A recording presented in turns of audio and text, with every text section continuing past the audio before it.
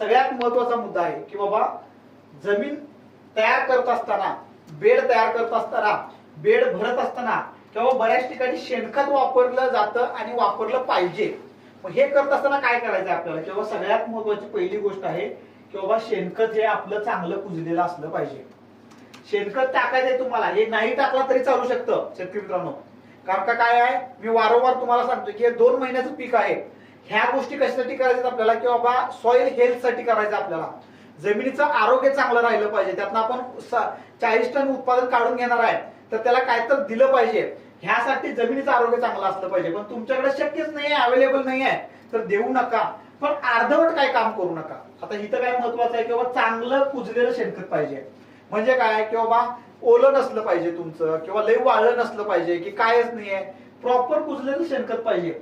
टाकत असताना पसरून टाकायचं विस्कटून. एकाच ठिकाणी गट्टा पडला, इकडे तिकडे पडले, किंवा मध्ये मी ट्रॉली टाकलोय किंवा ट्रॉलीनं जरा जरा विस्कटवलोय, असं अजिबात करू नका. पूर्णपणे तुमच्या सगळ्या शेतामध्ये विस्कटून जेवढं टाकशीला तेवढं चांगलं. दुसरं महत्वाचं की मिक्स करून भट्टी लावून टाकला.